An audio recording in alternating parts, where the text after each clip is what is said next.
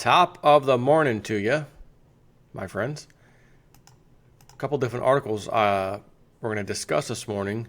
As you know, the club has been doing a number on gold and silver ever since Trump took office, since he won the election on November 8th. We did see gold jump very large, silver also jumped, and then all of a sudden the club took over, major reversal, gold way down, silver back down again. Today, Friday night, that is, silver ends at 1677, it looks like, up 33 cents. Now, is that the club, 33? Club? They telling us something? Or did it just land at 33? Doesn't matter. Up 33 cents, not bad. Gold, on the other hand, up $8, 40 cents. Nothing to write home about either. Could we be at the bottom for now? Very possible. Like I said, I thought they're going to do a number because they know what's coming. So we just had these jobless numbers and, fakery or trickery, if you will. What the hell was that beeping? And maybe they know they're doing this because they know something is going to cause metals to jump again. And could it be, maybe anyways, could it be Federal Reserve, we are going to pump up the rates. Let's pump up the volume or pump up the rates, right? Which may cause gold and silver to jump back up. But if gold was nearing 1,300 or was over 1,300 for a little bit, I believe, if I stand corrected earlier this year or a little while ago, somewhere around 1,300. It's now 1178. So if it jumps up $100 to 1278, it didn't go anywhere, right? Silver 1677. Oh my gosh, it's 19 something. Oh, again, what's the big deal? It'd have to move $3 to be at 1977. But we know they do this through the paper, the COMEX market, the derivatives products, if you will. Paper that supposedly represents gold and silver that actually doesn't. And he who owns the most paper can flush it out, sell it, hold on to it, let the prices rise, dump it on the market. He who holds the most paper sets the price. And as you know, the club holds an unbelievable, massive amount of that paper, those paper contracts. But according to Zero Hedge, sudden scramble for gold in China sends premium to 3-year high. Now, what was the term, or should I say terms, the Webbot report has been saying recently, and I mean recently, not just like the last report, multiple reports back, and even some last year, towards the end of last year, it started talking about this. The terms used were panic to own, scramble to grab it, panic to get the gold, right? And silver and gold. Now, last time I checked, this article was written December 2nd, 2016. Because that's what it says right now, and I just saw it on Zero Hedge at the top, so I know it's new.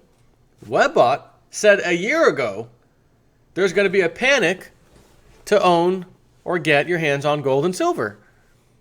So what happened in India the other day when they tried to ban the $500 note and the $1,000 note? And people decided I want to get my hands on gold all of a sudden over there. And at one point, it cost $2,800 for an ounce of gold, which, by the way, has now backed down now that those days, the scramble of then at least is over. The price now is $1,700 over in India. That's the premium. It should be, what was that price again? $1,178 plus a little premium, call it $1,200. It should be $1,200. It's $1,700. Seems like there was a panic to own precious metals in India recently, as I covered the other day with you guys. Now, sudden scramble for gold in China sends premiums to 3-year high. Quick, look surprised. While paper gold traders can't seem to dump the precious metal fast enough, physical gold demand is soaring around the world.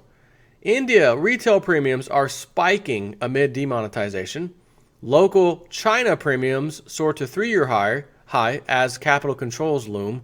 And coin sales from the U.S. Mint have risen for the fourth straight month, accelerating post-election to the highest since July 2015, since Trump's victory at the election.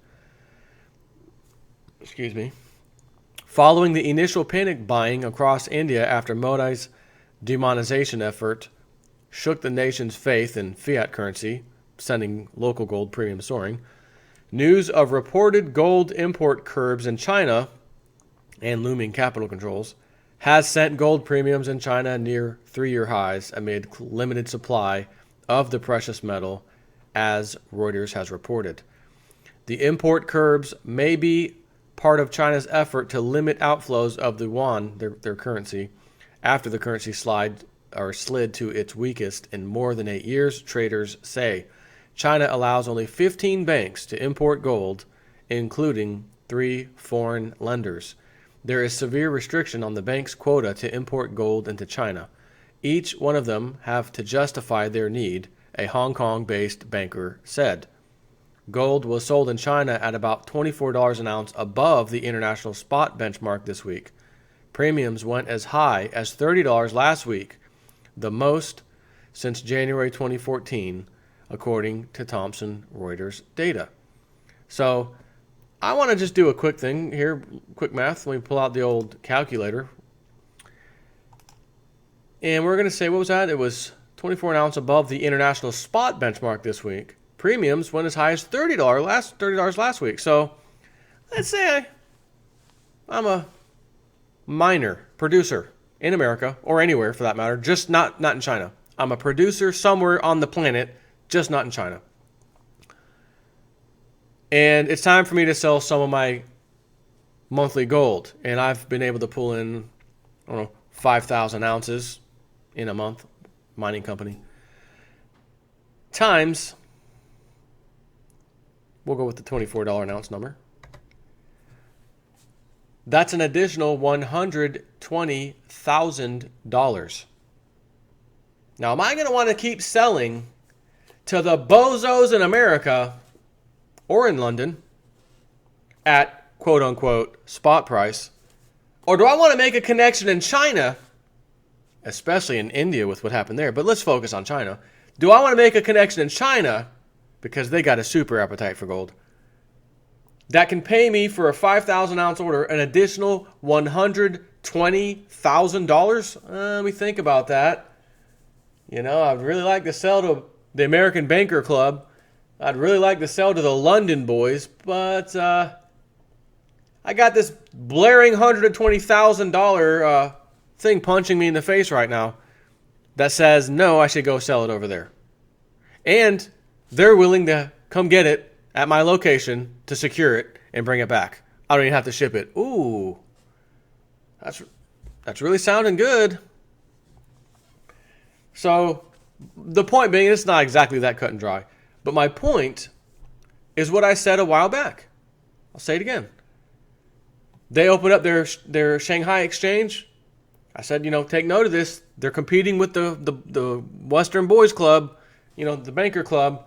Now the COMEX in London have a competitor in China, and it's their gold exchange. And their gold exchange, from what I remember reading, is physical gold only. We don't play this paper game nonsense. There's no futures contracts. You come here, you're buying gold from us. That's what we're here for. You don't buy a piece of paper that represents 100 ounces that somebody else bought on that same 100 ounces that 400 other people bought on that same claim of 100 ounces. No. You come in for one claim, 100 ounces, you're buying it. Here it is, it's yours. You got your name on it right now. Have a nice day. So, China's appetite all of a sudden for gold, right behind India, by the way. These are two events merely a couple weeks apart. Okay? And this other article from silverdoctors.com, desperation, the deep state's attempt to crush India's gold demand. So, given the deep state operatives can do nothing to increase Western gold supply, their only options are to somehow discover supplies elsewhere and or to crush gold demand. The manner in which India's demonetization was carried out indicates some kind of desperation. It indicates to us that the bullion banking cabal is coming up against the wall and that there is severe supply-demand stress in the global gold market that is rapidly becoming non-containable. The primary objective of the Indian currency demonetization was to sharply reduce gold demand in the world's most important retail market, India, one that is controlled by the deep state oligarchy via a captured agent, its Prime Minister, Mr. Modi. The manner in which the demonetization was carried out indicates some kind of desperation. Now, this is from a guy by the name of Stuart Doherty. I've heard of him before. I'm not sure where, and there's no link from Silver Doctors to his site, but he is the one that wrote this article.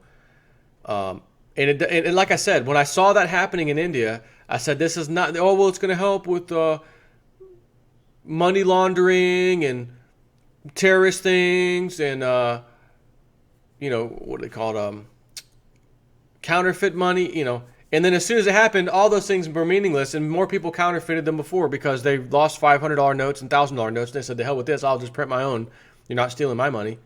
And they went on to, So now a bunch more money was printed illegally. And I said then, look, there's no way this guy decided one day, I'm the president, the prime minister, I'm just going to do this, and this is, because we care. The club always cares about the people so much. I care about you so much, and I don't want you to lose your money, and I don't want you to have to deal with the drug dealers and the terrorists and stuff. So we're going to help, squash that by getting rid of your $500 and $1,000 notes.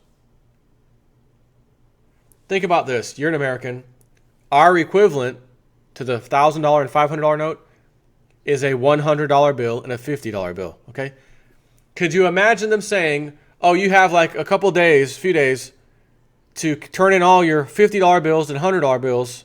Every time I say $50 bill, I think of the Goonies. I'm sorry. I have to do it. $50 bill. $50 bill. You guys, we found the money to save the Boondocks. $50 bill. No, it's not. They're fake. These are phonies. No, it's not. Yes, it is. Look, these are phonies. Sorry about that. I can't miss up opportunity for the Goonies. So $50 US, $100 US. Imagine them taking them away, and you got to go buy a new used car. Time to go buy a car, or I'm selling my car used. I've got as I've told you, 2004 ex-police car, auction car, Crown Victoria, 150,000 miles. It's yours for $2,000. Craigslist, right? I mean, that's what I could put.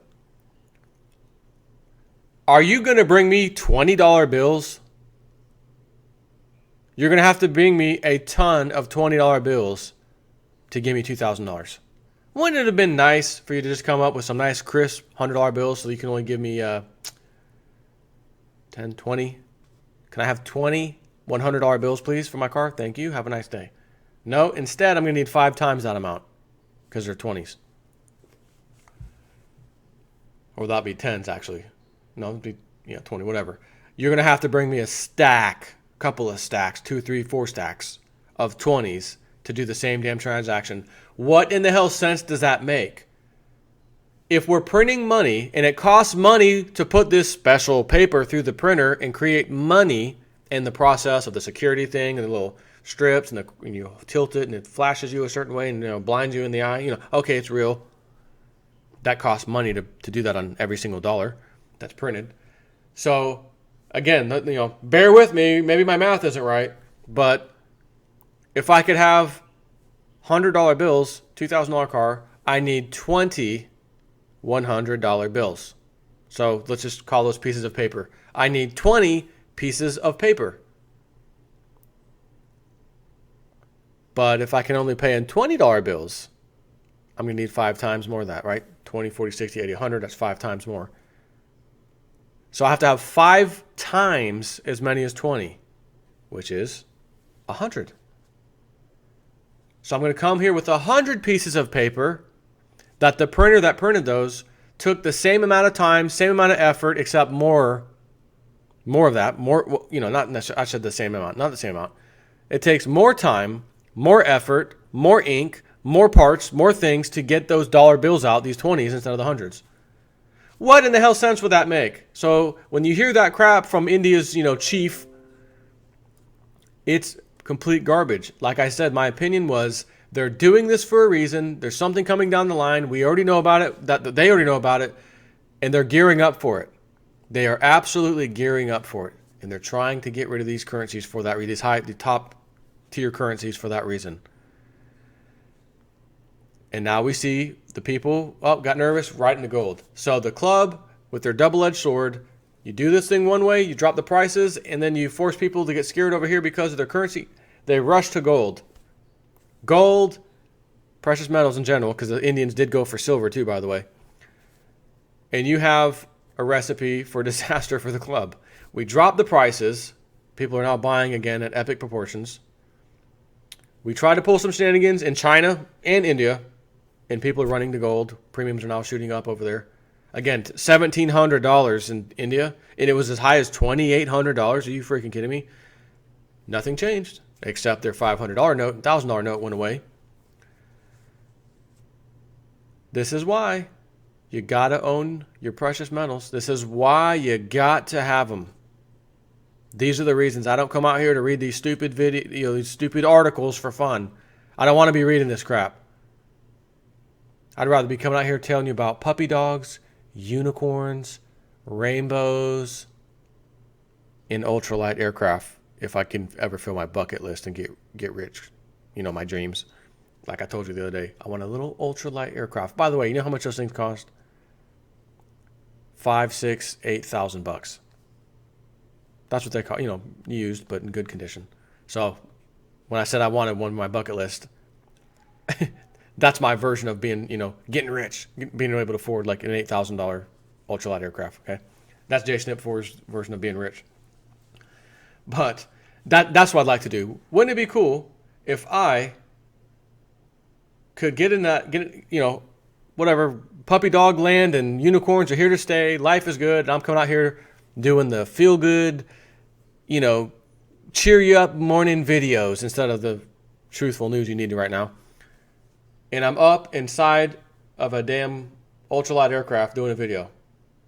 And you know what? I'm going to tell you something crazy. On the way home today, I was thinking about this, literally, because I had someone email me and said, hey, I'm a little older than you are, 8 years older or so, I think he said. He says, I also live in Florida, and I also went up by the Suwannee, like you were talking about the other day.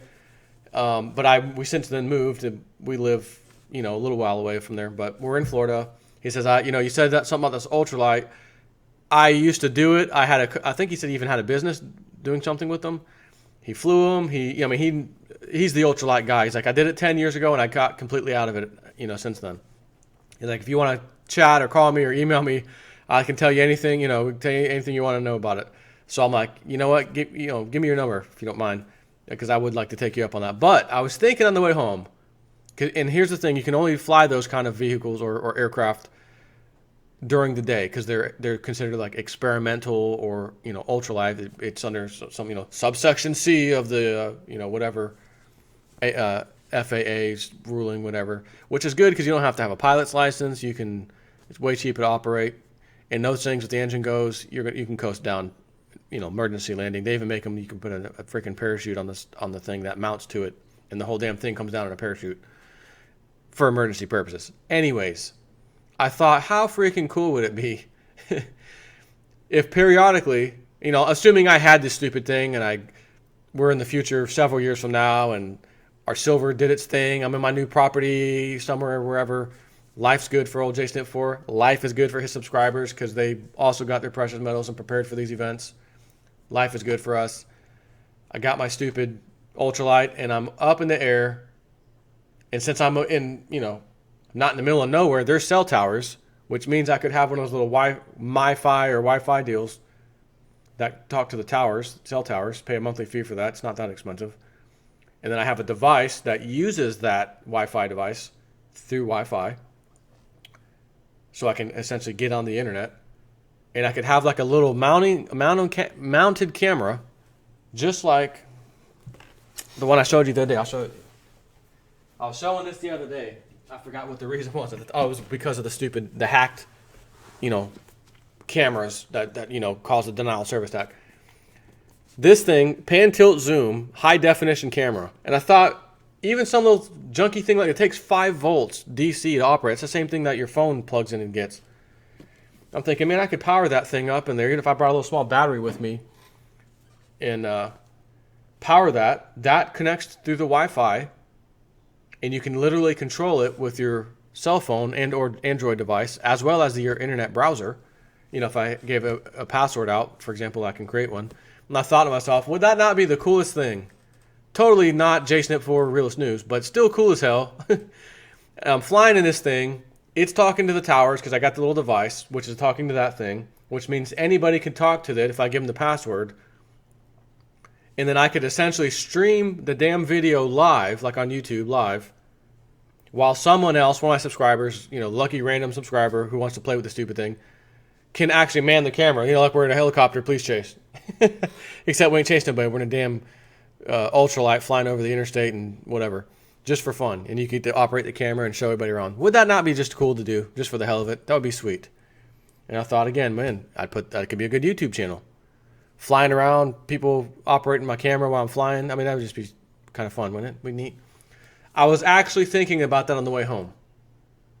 Like, man, if all this stuff works out, my other channel I was telling you about that I want to start with the crush things with the damn press and the slow motion camera all together.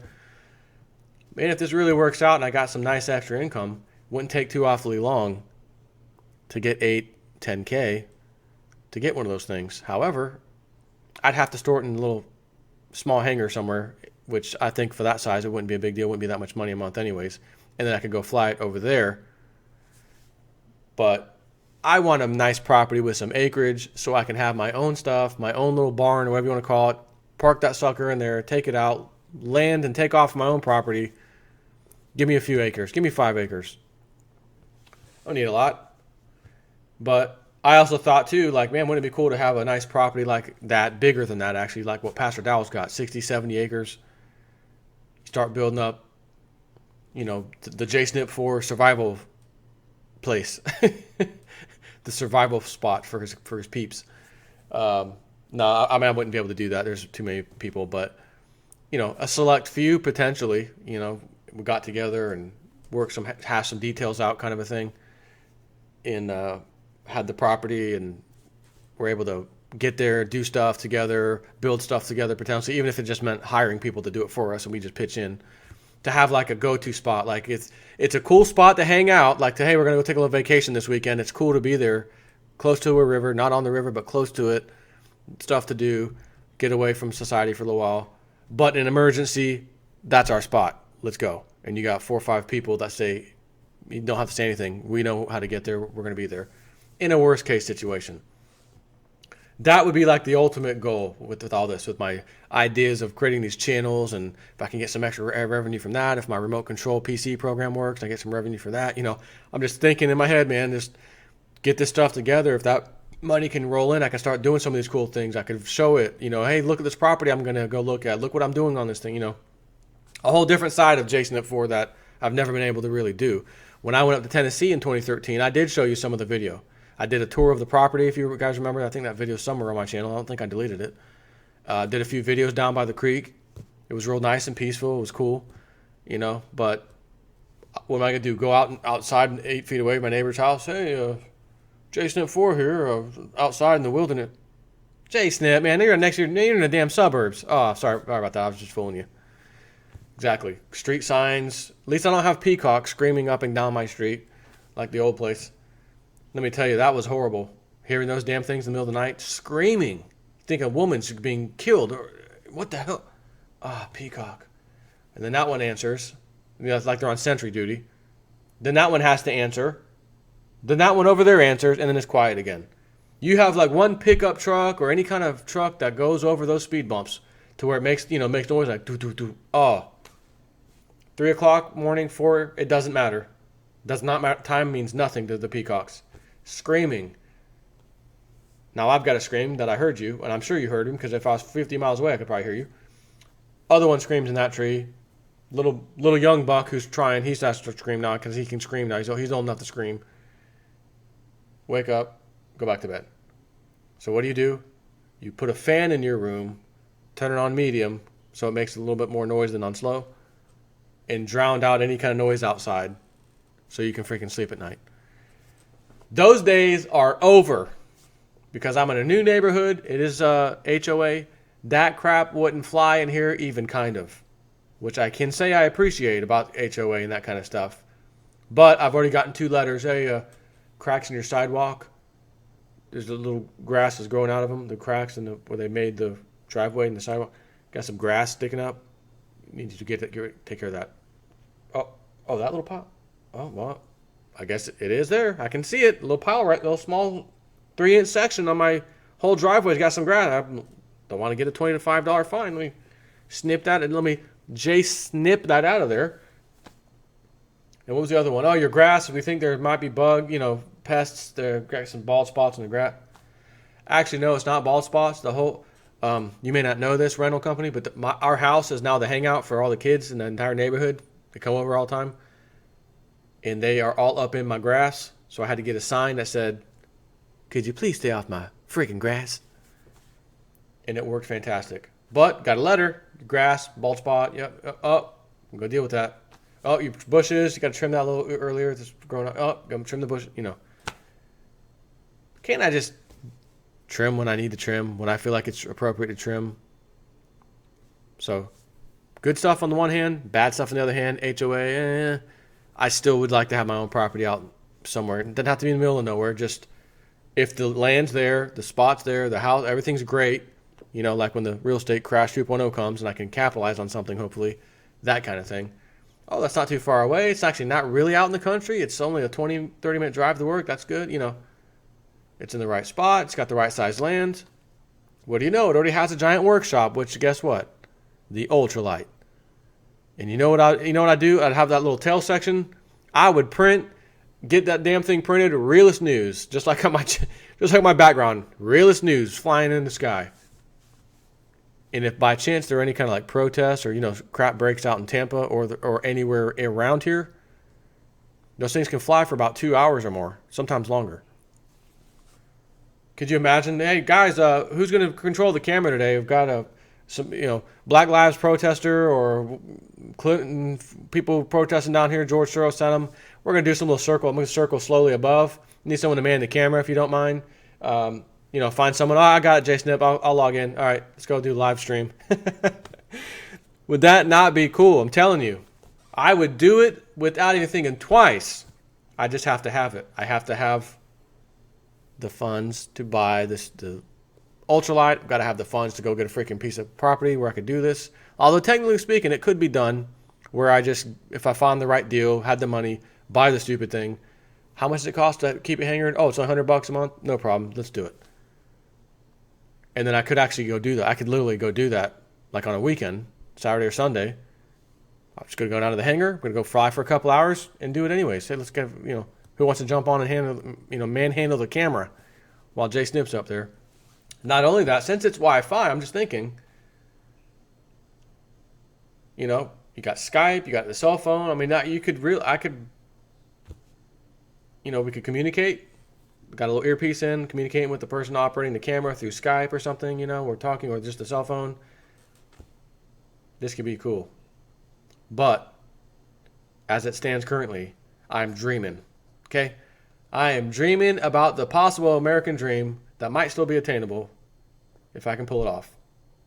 While I realize the American dream is becoming less attainable for most people, my brain won't stop.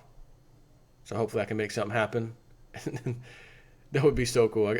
And anyways, let me end this video so I don't hurt your ears. Take care.